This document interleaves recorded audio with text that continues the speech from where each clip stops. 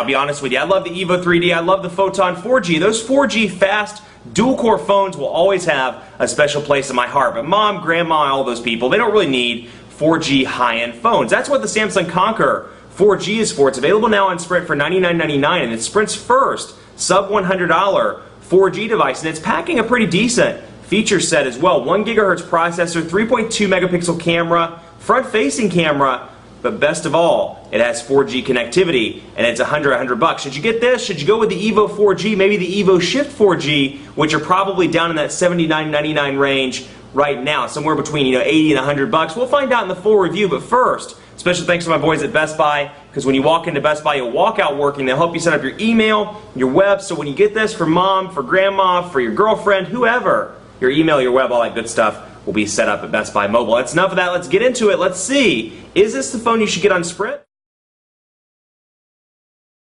Continue on our tour of Android 2.3 here in this morning, this stock build in part 2. Let's take a look at the phone application just so you can see. It's that clean, vanilla-looking application that you may remember from the Nexus S and the Nexus S 4G. You can see the phone here with the little lines below, kind of subtle lines, makes it look nice from a design standpoint. Then you have your call log, your contacts, and your favorites all up there on tabs. Now we can go into contacts here and take a look.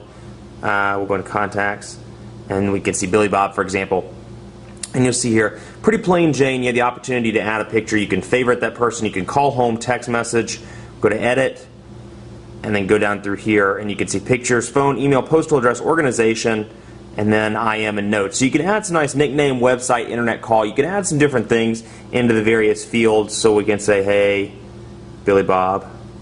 We can hit done, and we can make that his note. And then, of course, I can text message directly there and go ahead and send him a text message. So it's still pretty easy, pretty quick and easy to use, but it's not quite as fluid as some of the other OSs or user interfaces rather that I've worked with in the past, like the new version of TouchWiz 4.0, or one of my favorites, Sense. HTC Sense UI is one of my favorites in terms of personal information management. If you recall, when you go to contacts, you can scroll back and forth on the bottom and easily access your contacts history, your messaging history, any some updates like Facebook updates, things like that, email, and so it's a nice touch across the board there. So you can see, we'll go down through here and take a look actually at, I want to show you Sprint Hotspot just so you can see what the interface looks like. And you can share the devices, Sprint Hotspot with Wi-Fi enabled devices, exactly. And we're going to go down here and I can change the settings. And of course there's the router name and security, so I can use that, connect it onto 4G or even 3G and use my use the hotspot capabilities. Now if I recall, it's $29.99 extra with Sprint to use hotspot, but still, if you're using this for work, it's a great feature to have, and you can use it over 3G or 4G if 4G is available. Let's take a look at Quadrant Standard. Load that up here, and we'll go into the benchmark here and run it as a test. Now Quadrant Standard has a tendency to kind of act up a little bit with Android 2.3, so we'll see how it goes. But overall call quality has been pretty decent.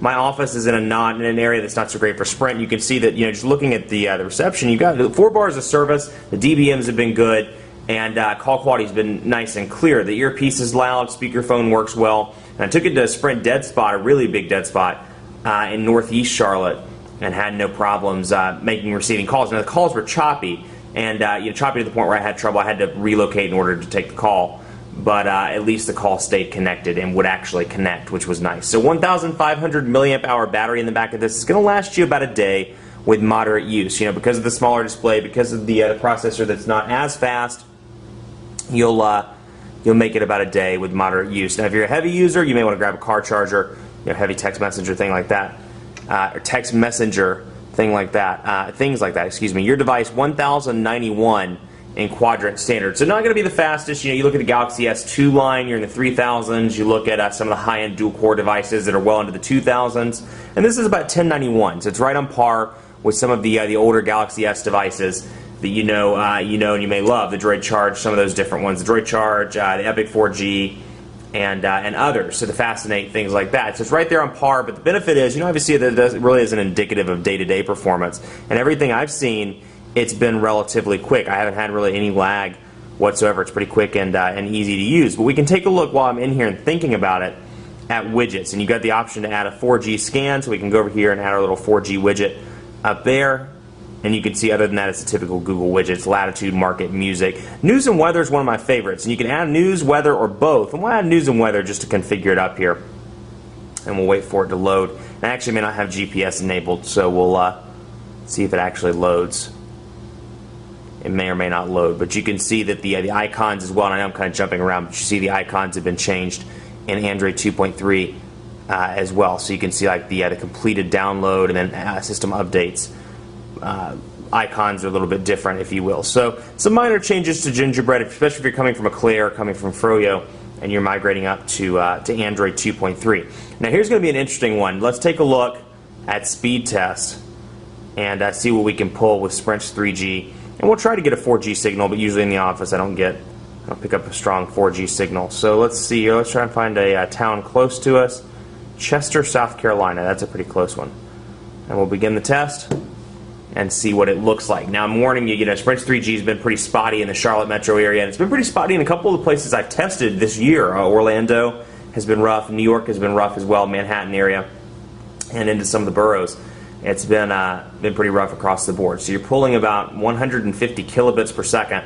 Now keep in mind, dial-up 56 kilobits per second. So use that as a comparison to the internet speed. So a low ping rate, download about 169 kilobits per second. On the upload, which is just a rough comparison, it's about 0.14 megabits per second. And on the upload, it's not obviously going to be 33,000 kilobits per second. It's going to be about, my guess is about 70 kilobits per second. 34, even lower. So 169 kilobits per second, 34 kilobits per second. And let's see if I can get the sucker on 4G and see what we can do. See what we can do there. Come on. I don't know why it's not loading up. Let's see here. Maybe I have to go in here and turn it on. Let's see. Wireless networks, 4G settings. Turn on 4G. And we'll get it to crank on here and see if we can pull a signal. And I don't think we will. But anyway, reception's been pretty decent. The actual wireless radio is pretty decent in this phone. So if you're coming, your Sprint fringe area, you want something with a good wireless radio, you travel a lot, I'd recommend this phone. It's been pretty decent in that department. Let's see, 4G network connected. Good. Okay, let's see if we can do a speed test on 4G now, just to give you an idea as a comparison. We're going to restart, and we're going to load up 4G here. So let's see what we can get. Much, much faster speeds. Now still, you look at this though in comparison to the other carriers, 3G, like this is about 3 megabits per second roughly on the download, about 3.2 megabits per second. And it keeps going up, which is good.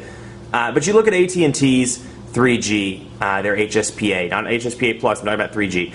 And on my iPhone 4, for example, I'll average between 2 and 3.5 megabits per second on 3G. And then you look at Verizon's 4G and you're in the 9 to 15 megabits per second, sometimes more. So it's impressive. It's certainly better than what it was on 3G, but don't let those numbers fool you. For 4G, I would expect to see a little bit higher. I'd like to see something between 7 and 10 megabits per second. But hey, it's still nice to see about 3.8 megabits per second in 4G. And last but not least, let's take a look at the camera on this device. 3.2 megapixel camera. It's not going to win any photo contest by any means, but given daylight, if you're in a well-lit situation or have an ample amount of daylight, you should be fine. It does have autofocus. You can see half press to hold, full press to take the picture, and it comes with a stock Android interface here. So I can go into gallery, I can switch camera, and then I can do my little editing changes over there. So we'll load up the camera and try to get a picture of this keyboard.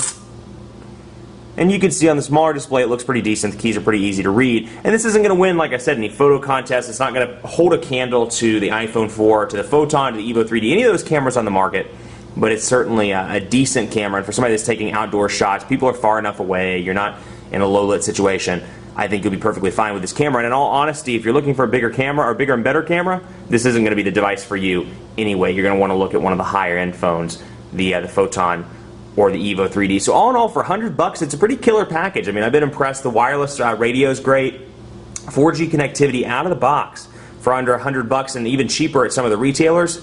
That's a pretty good deal to me. And all in all, it's a well-performing phone, and it's something that I would recommend to people, be it their first smartphone or perhaps somebody that's coming from a different platform and wants to try Android for the first time. Much more coverage to come on Samsung, Conquer 4G, and more on PhoneDog.com. Be sure to like us on Facebook at Facebook.com/PhoneDog. We love giving away stuff, and we're giving away a bunch of tablets as part of our greatest tech giveaway ever. Check that out, Facebook.com/PhoneDog. Follow me on Twitter as well, PhoneDog_Aaron, and hit me up on my personal Facebook page at Facebook.com/PhoneDogAB. Thanks for watching as always, and we'll see you next time.